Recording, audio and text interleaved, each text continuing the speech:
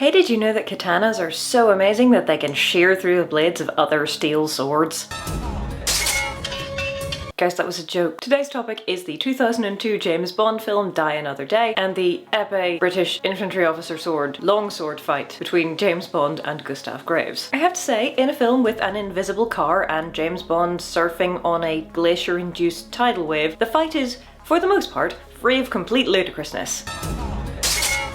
We're also ignoring the fact that Madonna is playing a fencing instructor who thinks that appropriate attire is some kind of black leather corset get-up with no sleeves. I'm Jill Bearup and I'm an actor combatant, which means I'm certified as being able to pretend to fight people with a variety of weapons. Whether or not I'm certifiable is another question. And I've had 6 whole actual fencing lessons and they were foolish enough to let me at the epees last time, so let's do this. Normally at this point I'd be saying, the plot goeth thusly, but this movie, man. All you need to know is that the plot lands us at Blades, a very fancy fencing club, and Bond and Graves, you just know this guy's a baddie. Look at him. Engage in a sword fight, which escalates. Next thing you need to know is that this fight was choreographed by Bob Anderson, Olympic fencer, stuntman, fight choreography legend. That means you will generally be rewarded if you ask the question, what does this fight tell us about the characters? Because that was very much his thing. See also the fights in The Mask of Zorro or The Princess Bride, both of which I have videos on. So we start with the epee fight for 1,000 a point. You'll notice that we see Bond salute Graves, but we don't see Graves salute Bond, presumably because we want to underline the fact that he's a twerp. A very common trope in Bob Anderson fights is spending the first couple of phrases just like testing out your opponent. That's kind of the function of the whole of the epee section, really. Who moves first? Graves. Shocking, he immediately advances. Who's the better fencer? Well, now I would love to tell you exactly what's going on, but there is a fair bit of sweeping around the impressive knickknacks, and so the choreography is a little bit obscured. We'll do our best though. There's back and forth for a bit, and then Graves launches a series of attacks which goes basically attack, attack, parry, riposte, and you scored a point. Now, in epee, you can score a point literally anywhere on your opponent's body. But for film purposes, it's always nice to have a point scored somewhere that you can tell would be deadly in real life. First point to Graves. Second point begins with Bond being much more aggressive from the off, and then we have this. Now admittedly, at this point, I can't stab you, but also, you can't stab me. In my experience, if you actually try to score points from here, especially in foil where there's quite a limited target area, then it very quickly turns into a farce rather than looking particularly dramatic. So instead, they break apart and Graves is straight back in to score another point on Bond's chest. It doesn't last very long, it's fast, it's very clear who scored both times, it's very clear who's the better fencer. I'm not sure if this is one of the sections where they used a little bit of speed ramping to make the actors look better, but it wouldn't surprise me. Also, I think of the 3 fencing weapons, epee was probably the best choice for this. Foil has a much smaller target area, and also there's this thing called right of way, which determines who gets a point. I don't want to say epee is foil for people who don't like rules, but the rules are somewhat simpler. Poke your opponent anywhere on their body before they poke you. Done. If you poke each other at the same time, you both get a point. This is not true in foil. Saber does look slashy and impressive, but we are going to get into something that looks more like a saber fight in a minute. So it's nice to have some progression from a character and weapons standpoint. We start with stabbing, but like gentlemanly stabbing, because everyone's wearing full protective gear and no one's gonna get hurt.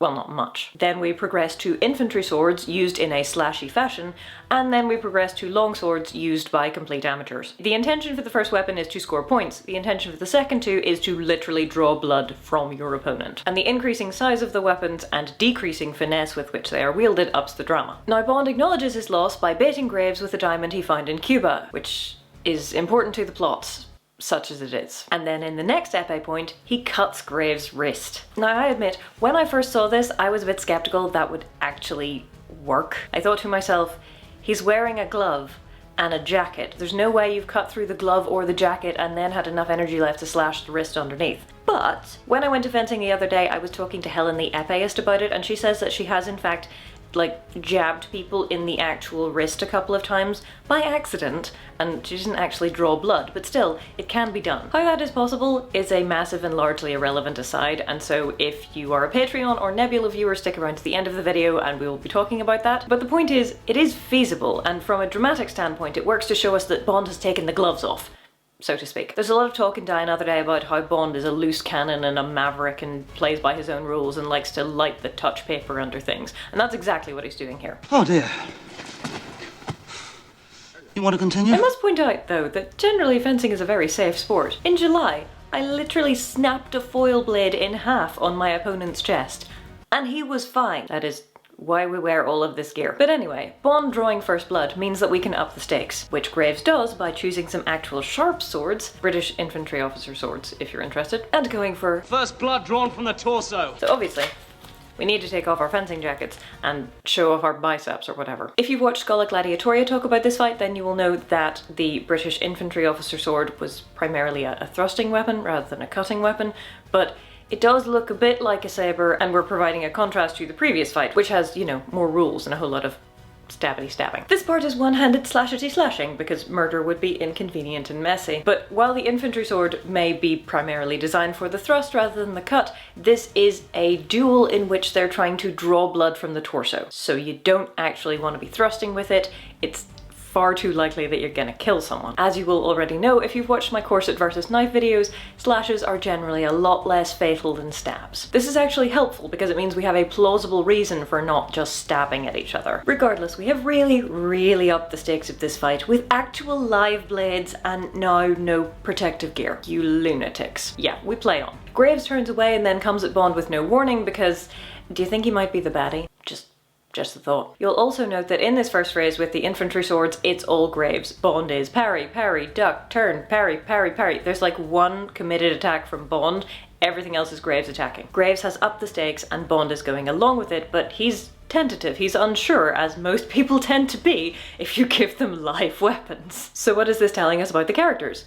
That Graves is a total nutter, and also that Bond isn't actually a complete sociopath. Graves is a very aggressive fencer. Graves is the one who suggests using sharp swords. He makes a lot of noise when he's fighting.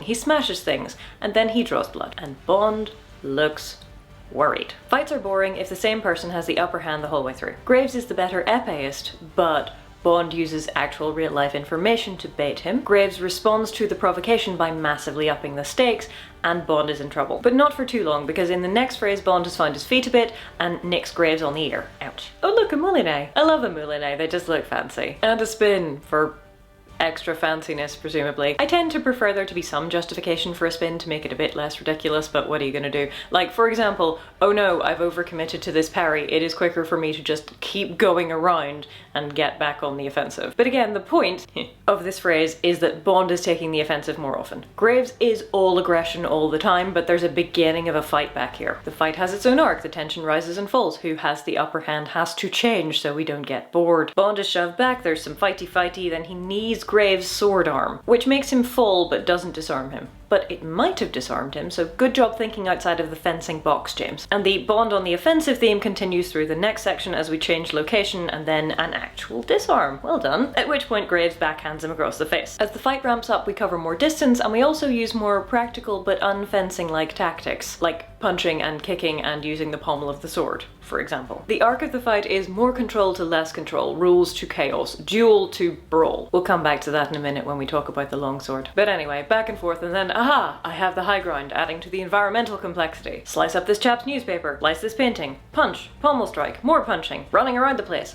people everywhere, sword throwing! Now you may be thinking, well that was silly, wasn't it? Because now you have no sword. But what does this tell you about Graves? That he's murderously aggressive? That he's a risk taker? And that he's afraid because he might just be losing. Look how much ground we've covered here, and almost all of it has been with Graves in retreat. Luckily for Graves, he's in a building and indeed a room that's absolutely full of swords, and so he pulls out a katana and oh my giddy aunt. That is not how katanas work. They are sharp pieces of metal. They're not magic. Let's all collectively agree to ignore that and move on, okay? So, we smash another cabinet. Elbow to the face. Longswords! And with the change of weapon, Graves finds his feet again and James is in trouble. Forced to retreat, having been forced to pick up another, presumably unfamiliar weapon. Back, blow to the face, fall off the balcony! Graves runs around, shoves some poor chap out of the way. Bond comes out to meet him, but at this point, it's basically brute force and ignorance. Bond falls over a table. Please note how being interrupted by objects and the environment is happening more frequently as we reach the climax of the fight. And the sword work is,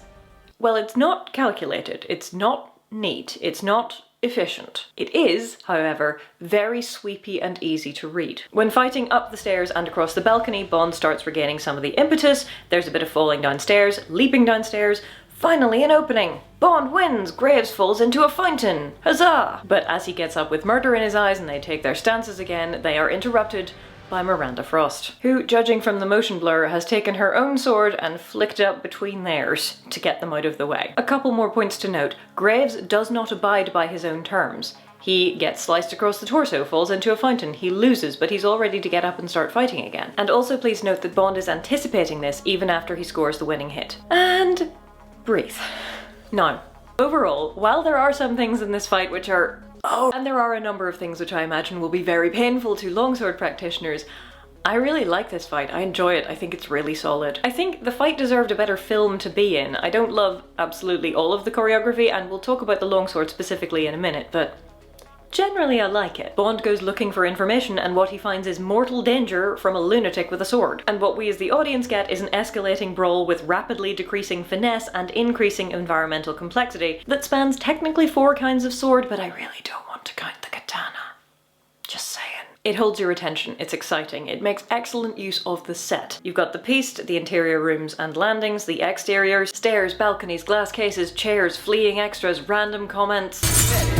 Of all the random comments, I think I love that mildly outraged "steady on" the most. It's a very well-spoken English person reaction and it tickles me. Like I said, I can understand if longsword aficionados are not the most enamored with the longsword fighting, because the purpose of it is not to show us how neat and awesome longswords are, it is to show us that these two have basically descended into barbarism, hacking at each other with the biggest two-handed edged weapon that was available. It's very possible to be precise and efficient with a longsword. Having 2 hands on the handle makes it much easier to do rapid changes of direction, and it's very necessary to do that if your opponent knows what they're doing. But this isn't that kind of fight, and that isn't the kind of story they're trying to tell here. We travel over the course of the fight from the rules-bound epee on the piste to the infantry sword, which takes us all around the interior, to the longsword, which takes us outdoors, and we wind up in a fountain. We go from a familiar weapon with familiar rules to a weapon that is at least superficially similar to a modern sport fencing saber, to a weapon you need 2 hands for, and probably neither of the characters has ever picked up before in their lives. From personal experience, if you have only ever used one-handed weapons before and you are suddenly handed a 2-handed weapon,